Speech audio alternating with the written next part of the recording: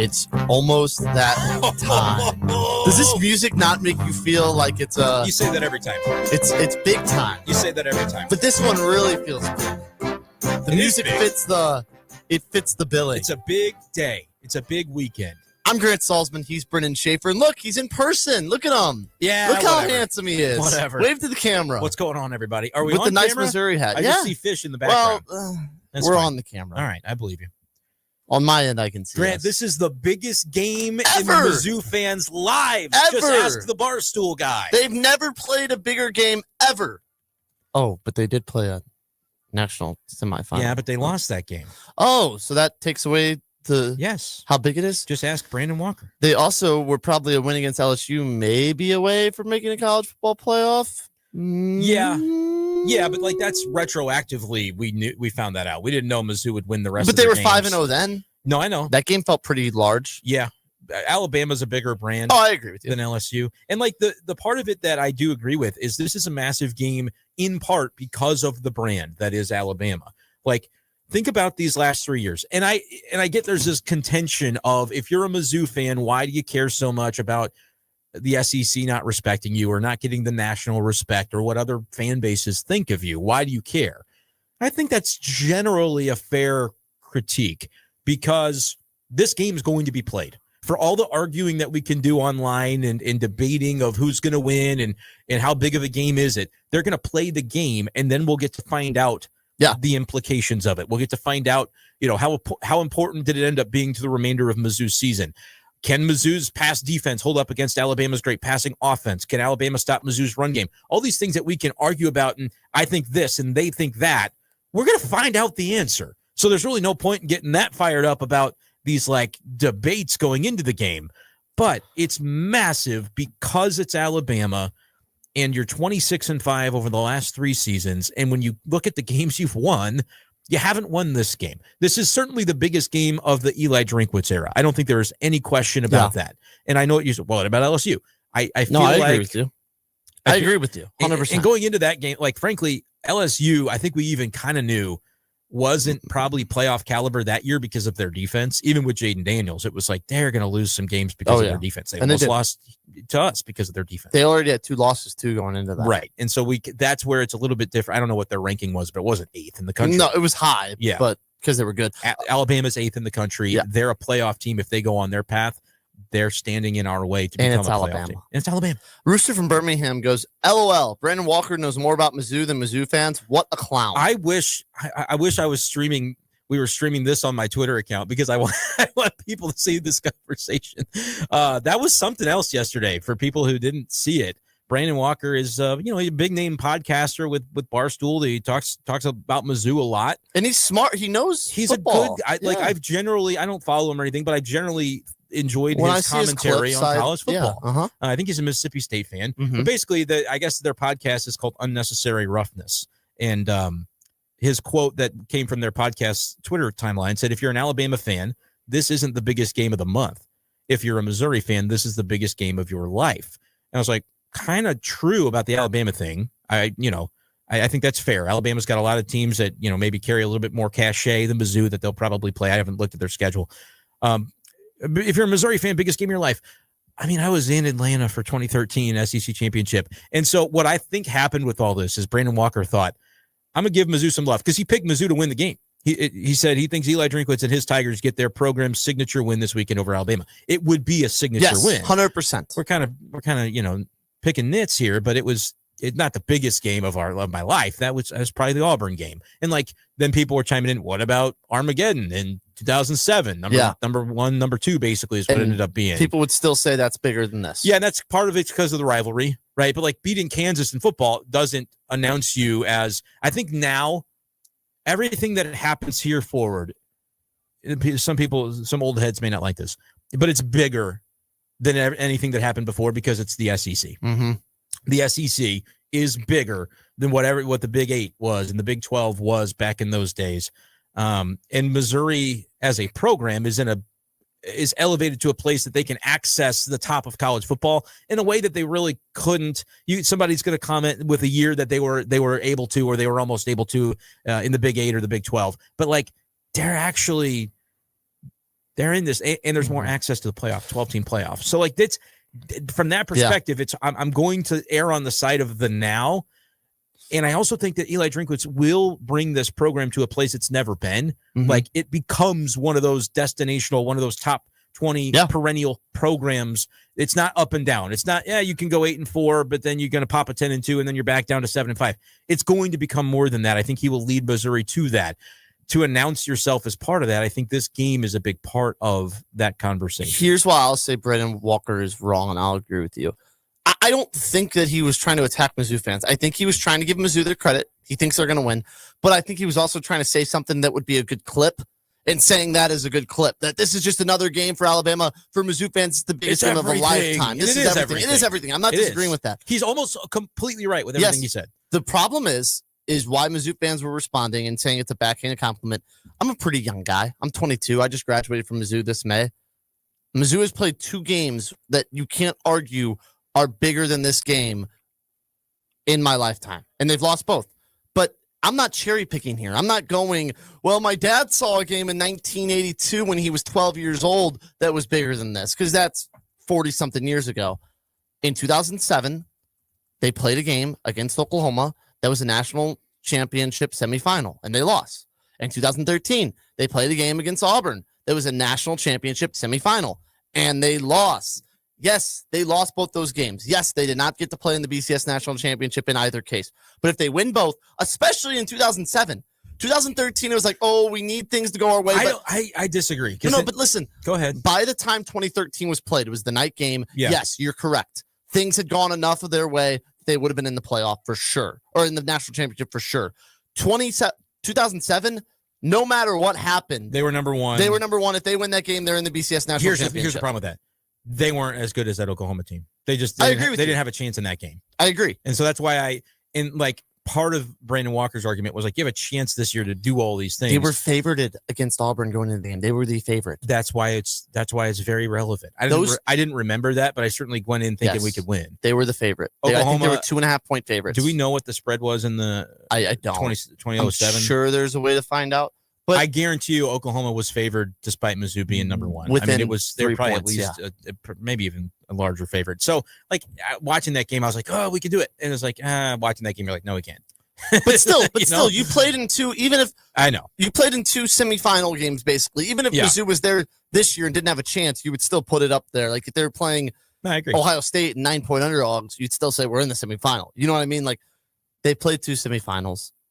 But let's not spend the show belittling the game. Just this game is huge. This game is everything. I said that this could be the biggest game ever played for Rowe Field. I think that's very much. I still would put A&M above I will already put this above A&M. I understand why you wouldn't. But I think the factor of you do have more access to a championship this year, and this would be a big feather in your cap to be able to access it. Obviously, you're more games removed because if you want to if you want to play it out, the A&M game was like a national quarterfinal. Yeah. And then it turns out that the Auburn game is like a national semifinal, and then Auburn wins, and so they go to the title game. But I do think that, and like the Johnny football of it all, actually, because like I was there on the field after that game, so I'm not trying to belittle that one, but it still was in Alabama, even though it was really like that was the height of A&M. With Johnny football was bigger than anything. Yeah. He was the biggest name in college football, maybe in the last 30 years. Yeah. And so, Tim Tebow exists. That's true. But I still think the way he was neck and neck with him, the way he transcended the sport. Yeah. And so that's why, but like, this is huge. Yes. This is, and again, Gary Pinkel put Mizzou, elevated the program. It's like he climbed a ladder, and then, at the end you get knocked down a few rungs, but you're still way higher than where you started. And you're able to do things, and facilities are in a way, and public opinion is. I agree. Getting Mizzou into the SEC was that doesn't happen without Gary Pinkel having the years he had at Missouri. And if you're not in the SEC now, you are doomed as a program if you're Missouri, unless you got somehow later into the Big Ten, which you'd be okay if you were in the Big Ten. But if you were still like dinking around in the Big 12, because that's going to continue to become more of a problem as time goes on. Yes. So you're in the place you want to be. Drinkwitz can take them to can take the baton from what Pinkel did and take you to a really what could be perceived as the promised land. And 26-5 over the past 2.5 years, we're kind of looking around going, hey, there's not very many teams in college football that have done that, but you're still waiting for that signature win. You're still waiting to beat a team that, ended up as a good SEC team at the end of that season, right? There's and they'll have their chances this year. They'll have, even after Bama, they'll have their absolutely chances. But if you come in with a little bit of swagger to some of those road games as a team that has already knocked off Bama, that's a little proof of concept. That's it. And I do think these two teams, I've played this game before. Last year, I thought going into A&M, we had a chance. I thought going into Bama, hey, Brady Cook plays, we have a chance. And obviously those games played out the way that they did. But this time I really do think there's some elements of these two teams being more even on paper than we have seen in some of these type matchups in recent years. And that's what's scary, because there are people going, I think Mizzou could certainly win. Joel Klatt is he's the biggest SEC hater that I know. He's a Kansas guy also. Is he a Kansas guy? I believe he played at Kansas. No, he did. Did he really? Oh, no, he was at Colorado. Yeah, I was like, I don't think that's right. I would have had him differently in my head if he was. Pardon me. But he's even saying on paper, he had a video, on paper, if you took away the logos, you would never favor Alabama in this game. I'm like, come on, guys. Can we calm down a little bit? Because you're getting me a little bit scared. But no, I think there's some legitimacy to the idea that you look at the way that Mizzou matches up with their run game against the run defense for Alabama. They've had some holes. I still maintain that it was more about Vanderbilt abandoning it and trying to put a game on a superstar's shoulders in Diego Pavia, where they just said, we're going to let Pavia win us or lose us this game. And he lost it for him. He threw untimely interceptions. He took off and ran every time. They didn't really involve the running backs in the second half. Was that the Alabama defense making an adjustment after giving up a 65-yard touchdown run to the running back? Or did they kind of let Alabama off the hook by not continuing to pursue that with the running backs? I can promise you, Kirby Moore and Eli Drinkwitz are not going to do the same thing. They're not going to abandon the running backs in the second half of a game, even if they trail by 7 or 10 points. That's not going to happen. That's the key, is you can't go down too much too early. You got to keep this within touching distance to where you can run the ball. You can't have it be, oh no, it's a 17-point game in the third with plenty of time left, but do we really have time to go on our long drives that we like? Do what the Eagles did last night? Yeah, I mean, seriously, definitely can't do that. That's exactly right. You cannot get behind to where you feel like you're let's just let Bo Pribula do it, because he might be able to, but you're not built to win that way most efficiently, most effectively. You have the best running back in the country. Yeah. Feed him. I want if him he to runs touch for the ball 100 yards 25 times. If he runs for 100 yards, they're going to be talking about him in the Heisman. If 100, if he runs for 100 and they win, look, dude, I know I want more than 100. I'd love that, but I'm trying to be realistic that you're not facing UMass. You're not facing Louisiana tomorrow. I think he needs to have more than 100 yards to win this game. I think if he has 20, if he's getting the amount of touches that I'm hoping he gets, 25 carries and 100 yards, 20 carries and 100 yards is okay. But then if he gets 150 yards, Brendan, 200 yards, then we're really talking about him in the Heisman candidate. Well, he'll be the top of the board. Yeah. If Mizzou wins because of him and he just has the game of the week that everybody in the country is talking about, 180 yards, 2-3 touchdowns, he's a front runner at that point. Do I expect that? No, because I think Alabama is good, a really good defense as well, and they'll make adjustments to him. But what if they just can't stop him? Going back to the summertime, we were doing shows in Columbia. I was saying in the summer, I was saying in the spring, hey, they got this transfer, Ahmad Hardy. The Mizzou's going to be a run the ball and then stop them on defense team. They're going to be that old school. And if it's turned out to be exactly that, but this is the first true test of the level that we're talking about, playoff. To beat Kansas, South Carolina, that's just a prerequisite. You had to do that to get to this point. And now we're there. Rooster from Birmingham says Mizzou hasn't played anyone yet. Playing UMass in Louisiana, you should have good stats. I agree with you. Totally. Yes. And I think that's why this game feels you're a little uneasy, because this is their first we're gonna find true test. We think we know. We don't know quite their barometer. We think we do, but we thought we did against A&M last year too, and it was backwards. Bama just beat Georgia and Vandy. If Mizzou just would have had Vandy before this and they beat Vandy on the road, I would feel a lot better about this game. I'm glad they beat Georgia. No. I'm talking about Mizzou. I'm saying Mizzou would have got a chance against Vandy and then beat them. well. And then you play Alabama.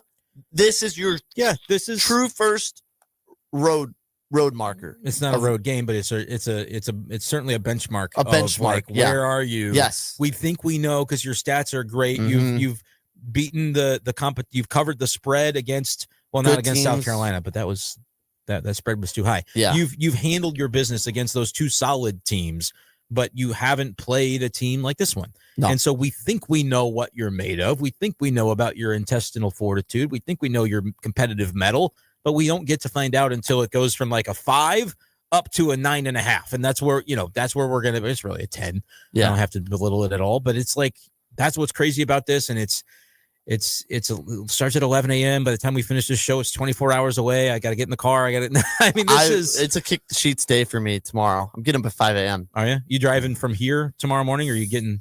I'm from my house here. Yeah. But you're not going to go to Columbia tonight. I can't tonight. I got some stuff to do tonight, so it's unfortunate. That's kind of vague.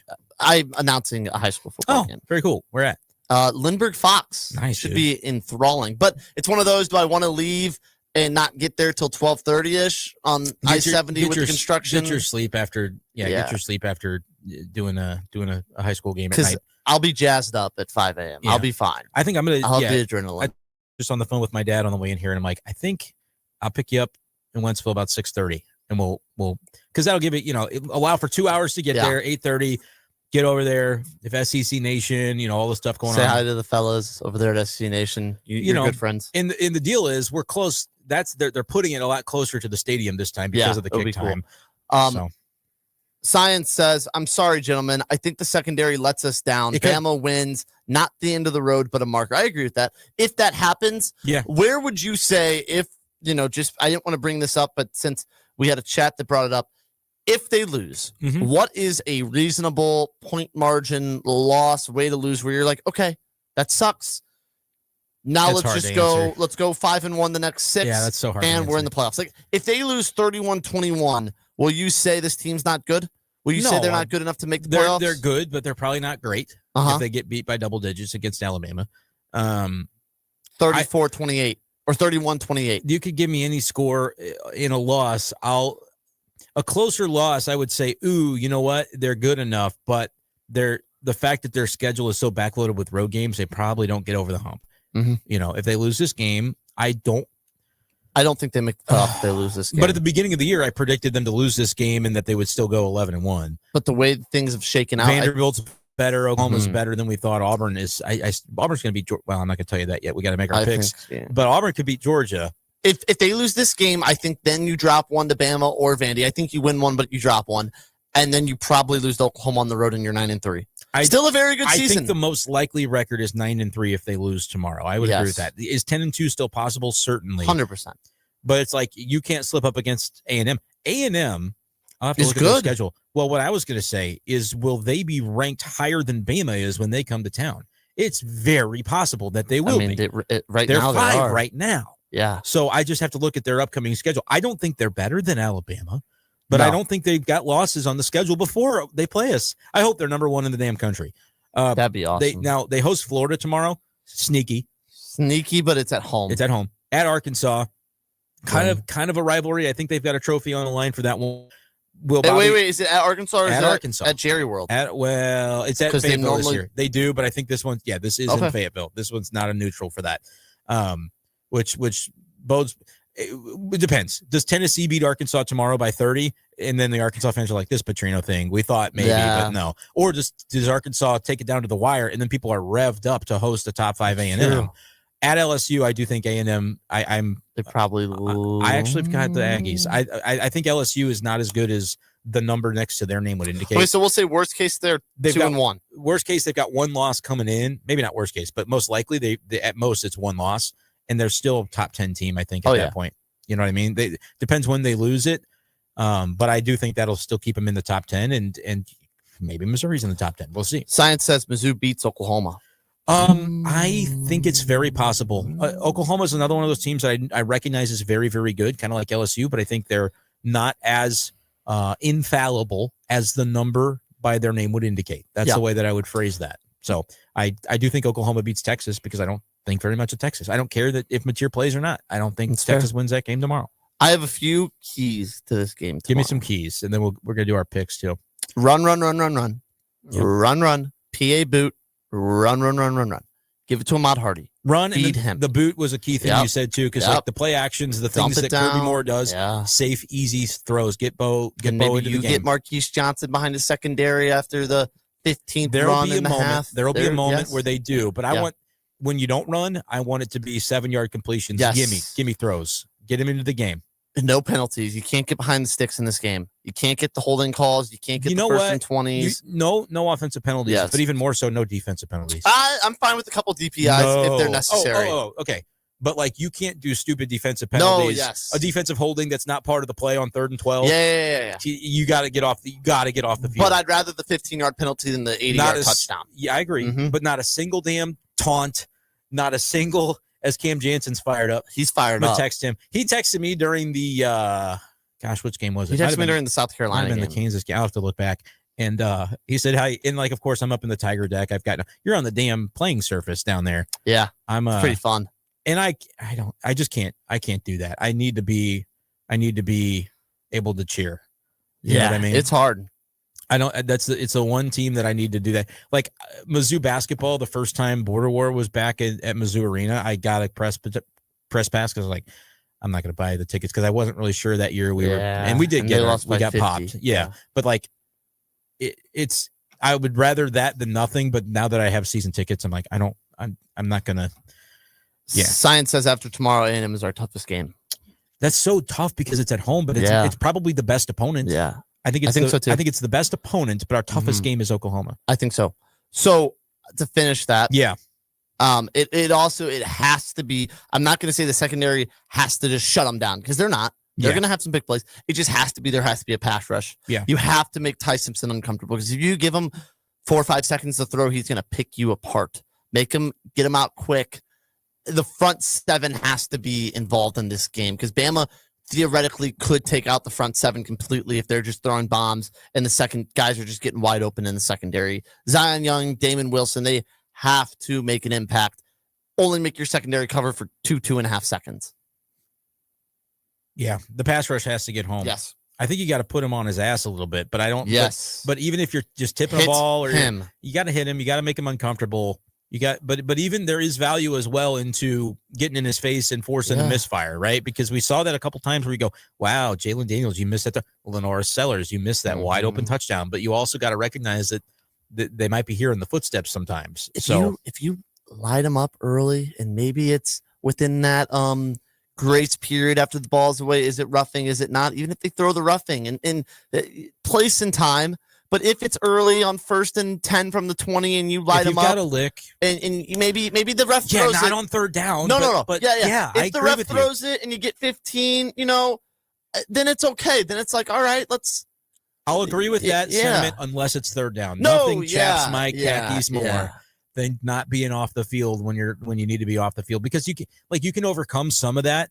But you can only overcome it so many times. I agree. And it's going to probably happen a couple of times because that's the way that college football goes. SEC refs, we get it. But, yeah, you got to be clean. You got to be pretty clean and execute against this team. You play your A game, you will beat Alabama. That's what I believe. I think so, too. You have to play almost a perfect game. It doesn't have to be A+. It needs to be A, and I think you'll win the game. And don't let it come down to stupidity on special teams, which includes a missed kick. Let's just not let it come down to that. Unless they miss a kick, that's fine. You know what? When we have to punt, can it be a good punt? Can we do it well? Hey, when we're kicking off, can we not do this drop kick bull crap? If it works, it works. It doesn't work though. I guess it does. I just hate giving up field position, but you know what? I'd rather them at the 30 than the end zone. Yeah, I agree. I'm with you. Who's one player underrated other than maybe Bo, your Damon Wilsons, your Zion Youngs, your Ahmad Hardy, that you're saying, hey, if this guy has a good game, Mizzou can win this football game. Will win this football game. I think Catalan needs his best game as a Tiger because we haven't really seen him show up the way that we thought he would with the veteran experience. And so, and maybe you don't want your safety you don't want his name to be said. No, but I want to be able to look back on the game and go, you know what? Catalan played really well. He was a reason that Bama's pass offense only had a B game instead of an A+ game, and they broke the game. He's one that I would look at. And I think you pick your pass rusher. If it's Zion Young, if it's Wilson, whatever it is, they got to get They got to get Trotter. And you know what? You could even say it's like a McClellan, because I think the part of this game that we are just counting as a given is that Mizzou stops the run. Bama's not going to be able to run the football. Jam Miller is by far the best running back that Missouri will have faced so far this year. And without a doubt. Like, he went for 100 and some odd against Vanderbilt, and that was like his first full game where he was like, now we know he's healthy, he's back in the mix. Yeah. If he's going 6 yards a pop on 1st and 10, we're in trouble, because it almost needs to be like the South Carolina game, like the Kansas game, where it's like, okay, they're in 2nd and long, they're in 3rd and long. If it's an incompletion, now you can get them off the field if you get lucky on and they don't throw a bomb over your head. Yeah. You cannot even get to that point if Jam Miller's going 7 yards and it's 2nd and 3. Like, then they can dink and dunk you across the entire field. Go ahead and roll. Throw the bombs. Go ahead and move the chains if it's 2nd and 3. You got to get him into long down and distances and force the pass rush to be in position to, now if we get home, we get our defense off the field, we get the ball back. Like that's, and the other thing is, you cannot. I'm going to come down on this a little bit from where I was at the beginning of the week, where I was talking on the big show in Columbia. You can't lose the turnover battle. You don't necessarily have to win it. If they play clean, you play clean. If it's one apiece, you can still win the football game. If they lose the turnover battle outright, I do not believe Missouri has a chance to win the game. I agree. It's turnover battle and special teams. You don't have to win the special teams battle either. Everything's a fair catch. Everything's a fair catch. Like, you can't mess up. You can't mess up. And Brett Norfleet is my guy. Okay. Because I think of the boots. I think of the on 3rd and 4s. And as a blocker. They need the tight ends to help, especially if Caden Green's not active, which I think he's probably going to play. I think he's going to play too. We'll see. But on the 3rd and 4s, find your safe, big body tight end, dump it down to him, get that Coleman's first down. going to be the guy on those 3rd and intermediates as well. I agree, but still, Norfleet on the boots. I think there's going to be heavily Brett Norfleet. I like it. And he will spam the Y button and try to hurdle somebody. I hope he doesn't. I think it was the South Carolina game. Like, you can see it on the field. He thought about it, and then he's like, And I was celebrating that he didn't, because it had actually served to gain him additional yardage, because they've seen the hurdle on tape. And so he went around him for extra 3 yards out of bounds. Like, it's kind of a shtick safe with my friends and I whenever we play the college football video game. If I am Mizzou and I have Norfleet, anytime he touches the ball, I spam. I'm hurdling with nobody around, because that's just him. That's what he does. That's kind of funny. And Ahmad Hardy has to be a bad man. He has to be the bad man he is. And you know what? I wouldn't mind it if we came away from the game going, we all thought it was going to be Hardy, and Jamal Roberts had the game of his life. I wouldn't mind that either. Brendan, I don't care if they win this game 3-2. I don't just either. win the game. Win the game, and you won't be able to contain me for a week. We'll have to go to Auburn, and then it gets real. But if they win this game, it's the biggest game of the Drinkwitz era. It's the biggest game of our lives. It's the biggest game of our lives. No, for me, it's the biggest game of my adult life for sure. And it's the most significant game for me since 2013. 100% Auburn game. I'm telling you, we beat Arkansas to go play Alabama. We weren't beating Alabama in 2014. I was at that game too. Even if you beat Alabama, you're not making the national championship. Exactly. So there's something to be said for this, but and I think it's Drink almost has like an eerie confidence about it. Maybe I'm reading into it too much. But that SEC teleconference thing that he did, he's asking him questions. He's kind of he's really lax right now, and I think and you might say, well, he's been this way before. A&M week, they were taking pictures of Marcel Reed's sister that works for the program and like say, like there was like a little bit of social media fun with that. Connor Wegman played that game, and then we were like, oh, we got duped. Yeah. So I think this time it's different. It feels different. If it's Charlie Brown getting the football pulled away from him again by Lucy, then it is. But I'm going into this game thinking that it's different. Let's get to our picks, though, so that we can tell you what we think about that actual game and the others in the SEC. Let's take a quick break here on the Information Station. Come back. We're going to give our picks, try to win some money this weekend, because I think with the Mizzou win and winning money, everyone's going to be happy. That's right. This is Miz-Stl on the Lou Information Station. We're live and on demand at louinfo.com. In your city with Kelly and Gordon. It's the hottest happy hour in STL radio. A high-energy, high-impact weekday radio show blending relationship values, celebrity buzz, community love, and sharp business insight. This is where storytelling meets strategy. It's the pulse of the city, bringing the energy, stories, and voices of STL to life. In your city with Kelly and Gordon.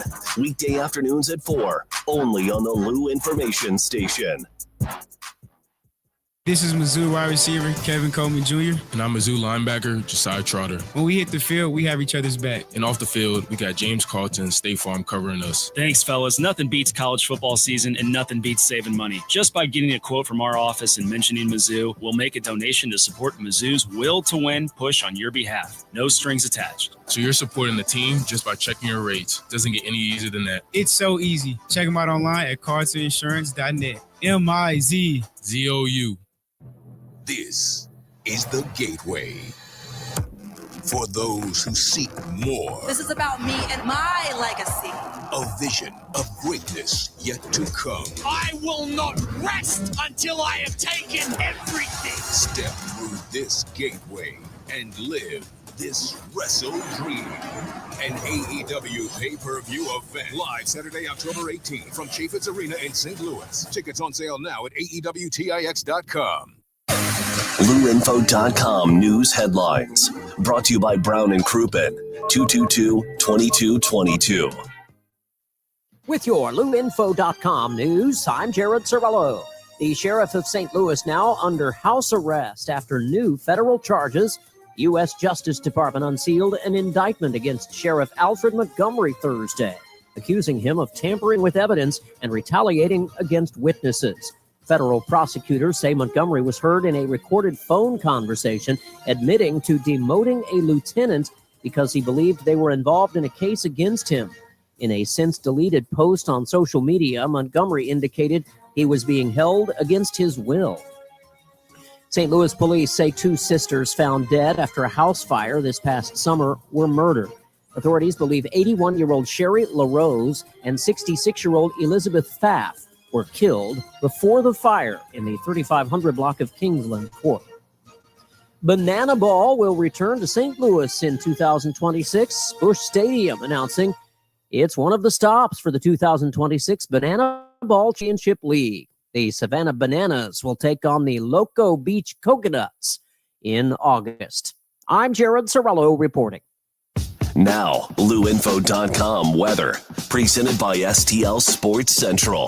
St. Louis sports. Anytime, anywhere.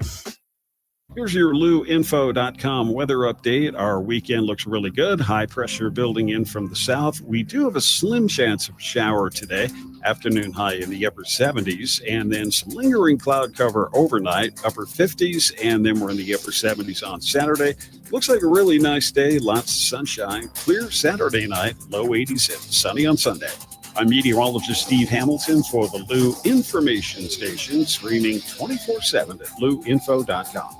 Hey, Kat, summer's winding down, but I keep thinking, my backyard is weak, man. I need a pool and maybe even a fire pit. Cam, you know who can handle that? Merrimack Pools and Outdoors. They're a family-owned St. Louis company, been doing this for 25 years. They do more than just pools, right? Oh, yeah. Patios, outdoor kitchens, sport courts, fire features, the whole outdoor package. They'll design it, build it, and make it look amazing. That sounds like trouble for my neighbors when I start hosting barbecues with the boys. Exactly. And here's the best part. Free consultations, smart pool features like LED lighting and spa integration, financing options, and they back it all with a lifetime manufacturer warranty. That's legit, and you know I like local. They're licensed, insured, bonded, and based right here in St. Louis. If you want the ultimate backyard, head to SplashSTL.com. Hit up SplashSTL.com for more information and receive a free salt cell included in your package, a $2,000 value. SplashSTL.com.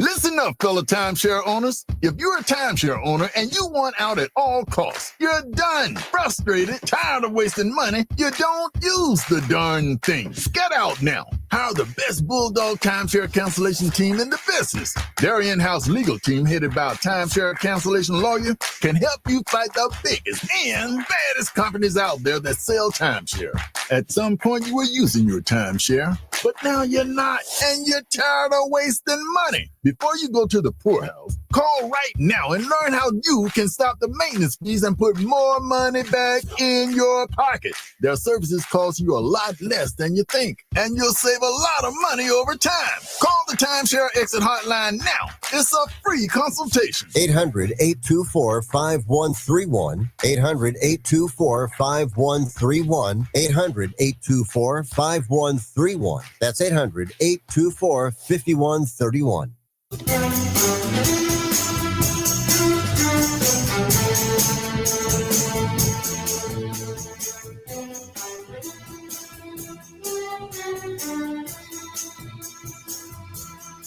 And welcome back to the Blue Information Station. This is Miz-Stl. Grant Saltzman, Brendan Schaefer here with you. You're right, Brendan. It is Cal, North Carolina tonight. They're playing tonight. CBS Sports has it as Cal minus 14. Yeah, I wish I could bet it, but I haven't seen a line.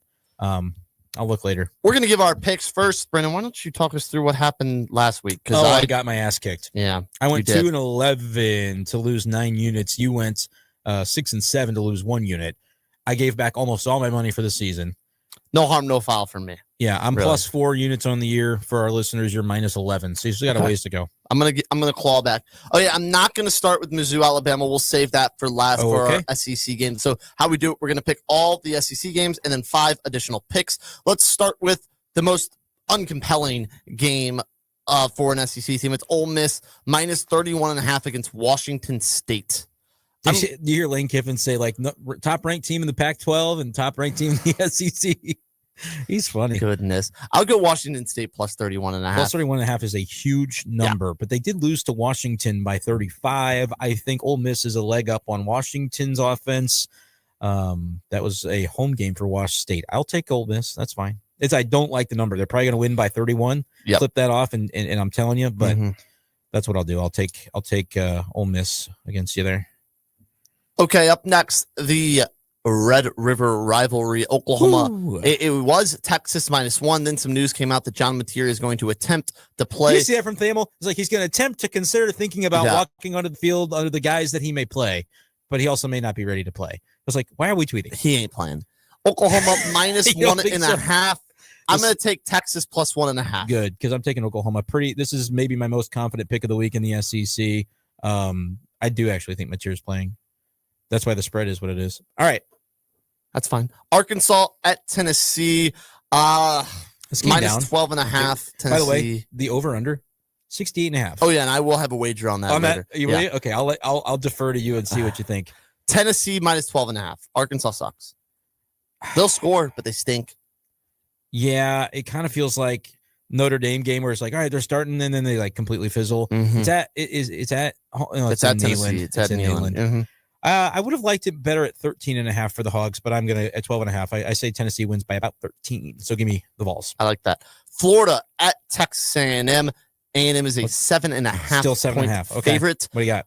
I'll go Florida plus 7.5. I think they're playing some good ball. I think they'll find a way to cover this game. Florida could win this game. I'm going to take Florida as well. I think so too. I hope that A&M wins it, frankly, because that's, when you think about what's good for Mizzou, you play A&M still. You don't play Florida. I want A&M to be as highly ranked as they can be when they come to town. Georgia at Auburn. Auburn is a plus 3.5 point underdog. I'm taking Auburn. I'm taking Auburn too. Auburn at night, not a good thing for Missouri next week. They could play within 3 as well. I think so too. It's not good for Missouri. Last game before we get into the Mizzou game, South Carolina at LSU. The Gamecocks are getting 8.5 points, and I will take South Carolina on this. Did we just pick every single game the same way besides 2? Red River and the meaningless one. Hopefully we have a good week. Hopefully we I don't like that we're so aligned, but I think this is a week of chaos in the SEC where if you're getting points, I kind of like you. I could switch my Arkansas pick. But yeah, we're trying to win money for the people. I know. But look, this could also be the week where you feel like it's going to set up to be wonky and every favorite wins and you go, why was I such a square trying to go after the cutesy underdogs? But like the one that I actually like the most is South Carolina because of the number, because of their quarterback, and because I don't love LSU's team as much. I don't think Georgia's a bad team. This could be I just, I don't think A&M's a bad team. I'm saying like I'm picking against Georgia and A&M. I don't think they're bad. I think LSU is not very good. And that's the biggest number. And I think South Carolina is just as capable as an Auburn or a Florida. So I like Oklahoma and I like South Carolina probably the most of my picks. And the best about it is South Carolina could be down 14 and then all of a sudden get a late touchdown and cover the spread. That 8.5 is juicy. John F. says Alabama wins 37-34, and nobody really knows how to feel about it. I wouldn't know how to feel about it either. Let's get to that game. The Missouri Tigers at Faurot Field at 11 a.m. in Columbia, Missouri are playing the biggest game of our lives. I'm going to cry during this game. I'm going to be like sobbing, just like, Help me. The biggest game of my lifetime. +3. I think if you're gambling on this game, you should probably just buy the half point and get +3.5. I wish it was +3.5, but yeah. I'm calling it official. This is an official alert for the two greatest words in sports. Mizzou money line. Yeah, we can't take +3. We're both taking Mizzou money line here. For the pick, we'll take for the juice, but I'll take +3. Yeah, for the pick, we'll go +3. Okay. Give us a score though. I will go 34-28 Missouri. I like that pick. Tigers kick a field goal late. I think it's relevant. Stopped. Oh, it's not because Mizzou misses an extra point. I think we talked on the big show to Eli Hoff yesterday, and he might have said the same score. Ooh, Eli Hoff's a sharp. And said, well, he did say 34, and it was like, well, how do you get there? Is it a late field goal? Is it a missed extra point? Yeah. But I'm not betting the spread this week. I only am betting the money line in my personal life. But I do think it could be higher scoring. I do not know what to make of it if Robbie Meyer has to run onto that field for a meaningful one. Give me Mizzou. I think holding Bama to a field goal or two ends up being pretty critical as well. Give me Mizzou 30, Alabama 24. That's an over as well, but that might not be enough points. Like it might be closer to your thing, and it might be a game that gets to 70. I like the over. They're just going back and forth. But I don't want to get presumptuous that Mizzou is going to be able to hang 40 on Bama. But I 30-24. I'm going to say that's my prediction. It feels so much closer than that. Yes. Like it might be 24-23. Mizzou needs one with 5 minutes to go, and then they hold them. It's going to be a absolute nail biter. And it could be 28-27. My prediction: Mizzou scores one late and wins the game. Rooster Birmingham says he thought you were going to say Roll Tide is the best two words in sports. He also wants to know quickly here. What's bigger for each program? Illinois to beat Ohio State or Mizzou to beat Bama? I'd say Illinois to beat Ohio State because they aren't quite at the levels that Missouri's at. Yeah, especially after losing by 53 to Indiana. You know, Illinois needs this to be still considered legit as a playoff contender this year. Mizzou can survive it, but I think in the long range view of the program, like if we're just talking about 2025, the answer is Illinois. If we're talking about a 3-year buildup, a 5-year buildup to this moment, it's Missouri. I'm gonna tell you right now. Illinois is not winning that ball game. I'm gonna tell you right now that's probably true. What's the spread? And you gonna 14? I'll let you go first as the still trailing in the season standings. I'm not gonna touch it. No. What I will go to is I think my favorite play on the board is Arkansas, Tennessee over 68.5 points. I was wondering if that's the direction you were going. Take this line all the way to 80. Like if you really wanted to get fun, let me see if I can do it here on DraftKings. You go, Brendan, and I'm gonna try to play with the over under here. Oh, like an alternate. Yeah. F it. Mizzou +3. Ooh. Just doing it again. Okay, so you can go over 79.5 at +233, which I think I would still take, honestly. Like there's going to be a ton of points in this maybe. ballgame. Actually, Mizzou money line. I don't need an extra unit for it. I'm just gonna say on the bonus pick this Mizzou money line just because that's how well, maybe not confident I am, but it's how much I need it as the person who calls me the biggest homer in St. Louis walks into the room. I'll go back to this Missouri game, and I'll go props. What do you got? Ahmad Hardy, 100 yards rushing. Damn it. Just 100? Yep. It's 100 at -110 right on the dot. It was 96.5 the other day. Yeah. So you're just saying 100 plus for Hardy. That's what it. So I guess on DraftKings, it's probably 99.5. That's what it is elsewhere as well. Yeah. Okay. So. I think we both agree he needs that for Mizzou to win the football game. Boy, I haven't spent a lot of time looking at the rest of the slate, but I told you I do believe Mateer probably plays, and I just think Texas isn't very good. I picked against them last week. I'll do it again this week. Oklahoma -1.5. I'm going to double down on that pick. Yeah, I don't love my Texas pick, but I think they find a way to win the game. I think Arch maybe plays a little bit better. I'll go to tonight. I had really good luck. I went 2-0 last week on the Friday night slate. I'll go North Texas -2.5 over South Florida tonight. The biggest game, like one of the biggest games of the weekend is happening tonight. This has huge playoff implications in the American. I think the winner of this game is the group of 5 team in the playoff this year. And I'll take North Texas -2.5. And they're playing who? South Florida. What about Memphis? Memphis has a bunch of wins in a row. True they could too. be the group of 5. I'm pissed. Like, nobody wants to show me the Cal North Carolina spread. I will give you -14. Will you? Will you let me do it? CBS has it as 13.5, and since it's not actually anywhere, I'll say 14. I'll go Cal -14. I think they took it off the board because of all the Belichick craziness. I think they did too. But I think that's like comical that North Carolina thinks they're going to roll in there and even be remotely close. So I bet on Cal last week. I lost it all. I'm going back to the well, though. I like their freshman They're quarterback. awesome. What's his name? I just call him JKS. Yeah. It's he's Jerron something. He's fun. I can't say his whole name, though. Sorry. I'll go back to the well here on BYU overs. I'll go BYU Arizona over 47.5. They both have fun quarterbacks, especially Arizona. I can't think of his name, though. Fafetta, I think is his name, something like that. I'll take his over. You sound confident. I'll take the over on points. All right. Is this round 4 of our extra bonus picks here? Yes. I have to dial it in a little bit. What are my picks? Can you run me through? I don't care what your picks are. Okay. You have so far selected the over in Tennessee, Arkansas. You have selected Hardy to go for 100-plus rushing. North Texas minus 2.5. BYU, Arizona over 47.5. I have taken Mizzou. I said money line. I don't care that I don't get any extra units for it. I trust it. Oklahoma minus 1.5. I'm going Cal minus 14. You're generous enough to give me what the sports books have taken off the board amidst all the Belichick craziness. Man, you're really confident about that North Texas team too. I mean, that's crazy. I am. Should I put anything, Joe Roderick, on what's going on in Champaign this weekend? Illinois is plus 14 against the Buckeyes. It's a lot of points. It's a lot of points. It's too many. I thought USC's was too many when they were they 9.5. They lost by 53 to Indiana. As Joe is sharing, I went to kind Ohio of State. Could I do it this way? I'm not an Illinois hater. I am. If I go Ohio State minus 14, I can root in my heart that Illinois could keep it close and maybe even win. Would that make the Illinois fans happy? That's all I'll do. Ohio State minus 14. It's a big number, but so is 53. That's the margin by which they lost to Indiana. I'm going to go back to the well one more time in Round Missouri, Alabama for my final pick. And it's my key player of the game. Brett Norfleet, 27 receiving yards. 27? It's just at 27 or more. That's not wins real. I'm going to pull that up right now. Mm-hmm. Is that really what it is? That's what it is. Oh, boy. I want to kind of pick a player prop from this game, too. You've been having more fun with the... Do I pick an Alabama prop? Oh, no. I like Bernard's over if we're looking at Alabama That's what players. I was going to say. He's 63 yards. Ryan Williams is 70. Would it bother me more, though, if it was Ryan Williams going off? I think it would, just because, like, that's what's supposed to happen. Because he's 17. Here's what I'm going to do. He's only 18 years. He's only 11 years old. I'm going to take Ty Simpson. You're going to make me go 290. It's minus 106 on DraftKings. That's fine. They're going to throw the... Listen, this is not a prediction that Mizzou's going to lose the game, but Ty Simpson throwing for 300 yards would not be a shock. Lenore Sellers threw for 300 yards. And Missouri won the in that game. And they only scored 20 points. And you're going Norfleet 27 yards. Yeah, is that all it is? that's all it is.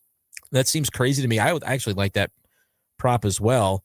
But that's, you're right. That is kind of a minus 118. So maybe I should get the better line on Ty Simpson, but that's okay. I'm not going to nitpick on you. So that's what we've got. We're very aligned when it comes to the conference slate this week. Not as much when it comes to the favorite picks. We're battling it out there. Does Joe have a prediction for Mizzou? Do you think Mizzou wins? He wants them to win, but he doesn't know if they're going to win. I'm in my head about this game, but now it's 24 hours away. Like, I get more pessimistic and more scared as we go. I don't know how I feel. I just get butterflies about it. Yeah. Because it's going to be electric. The Barstool guy said it's the biggest game of my life, Joe. So if a guy from Barstool said it, then it must be true. Did you see any of that on Twitter? Brandon Walker, you know the name? He was calling me an effing moron yesterday on Twitter. Oh, it's a whole thing. Oh, yeah. There's a whole Twitter thread about it. It was me and another guy that were saying, maybe this isn't the biggest game of a Mizzou fan's lifetime because we were a quarter away if Trey Mason didn't run all over our faces in 2013 in Atlanta from being in the national championship game against Jameis Winston. He didn't like that. He predicted that Mizzou would win this game. Brandon Walker did. And I think he was expecting, Grant, like a lot of adoration and praise from Mizzou fans to be like, dude, I picked you guys. I threw you a bone. And then when people are like, yeah, we get it. We appreciate the love, but we have played other games. We didn't roll out of bed this morning as a fan base, and it's our first game ever, and we're just so happy to be here to face. He's a Mississippi State fan. He doesn't have a lot going for him right now, but you know what? They also come to Mizzou, and I think I kind of have a sliding scale on respect your opponent. When Mizzou was hosting UMass, I didn't feel compelled to respect my opponent. I just talked trash about them all week. Mississippi State got a little more juice this year to where they might be still in respect their opponent. We have to respect them. I walked in here and the cat said, hey, is there a chance Mizzou loses? I'm like, yeah, there's a chance. There's Mizzou the underdog. Loses. They're playing Alabama, cat. 60-40. Bama has the 60% chance. Yeah, I don't know. You look at like the different FPI and the different SP Plus with Bill Connolly. Bill Connolly, SP Plus has them I winning. think he's got Mizzou winning. Mm-hmm. Yeah, this is not a homer pick at all, though. This is. If they win the game, they're rushing the field. Yes. Yes. Yes. I don't know. Yes. It depends. It depends. To Joe's point, though, it depends on what fashion. Mizzou's trouncing them, and they're up 35-14. They'll never happen. They ain't rushing the field. That will never happen. I agree with you. That result's not going to take place. I go back and forth on it. I think it would be pretty badass to not rush I think the it would field. too. I was going back yesterday. But it'd also be pretty sick to rush the field. No, it would be. I was trying to find the last time that someone didn't rush the field against Bama, and I got to 2021 and I ran out of time. I stopped looking. Like every road Bama loss has been a field rush. Even LSU, even A&M, Tennessee did it twice. I'm pretty sure. Like you beat Alabama at your place, you rush the field. That's been the precedent. For Missouri to not do it, I don't know if people nationally would notice it or care. We would, but we would notice it. But either way, like I don't think Mizzou fans would have rushed the field against Kansas State if it wasn't a 61-yard field goal. I agree with that. But the moment it was too big not to. Yeah, and it started. Look where we are now. All right, go Tigers. And let's not let the rushing the field thing be our last thought, because give us a good last thought. They have to win the game for that to be relevant, and so I don't want to count my chickens. But this is everything, and I'll probably sneak out 2 times during the game to tweet about it, but I don't get service up in the Tiger deck under the bank of lights, and so I'll just be in the fetal position for about 4 straight hours because those commercial breaks on ABC are so bleeping long. But it's unbelievable how long if you do want some live tweets where you can go, MIZSTL on Twitter. Will you guys be on the field? Oh, we'll be on the field tweeting. Right. We have some Wi-Fi. Or MIZSTL on Instagram for some videos and some content throughout the whole day. And make sure to go to STL Sports Central for the live post-game show afterwards with Howard Richards, with Vic Faust, with Chris Pelican, maybe me, maybe Brendan. If I have any charge left on my phone, I might try to jump on, but we're always trying to drive back, and so I'll try to jump on briefly, though. If it's a win, I'll at least have to jump on and be like, what's up? So sounds good. Well, for Brendan Schaefer, I'm Grant Salzman. Go Tigers. MIZ. Up next is Charlie Tuna and the Posse. Imagine opening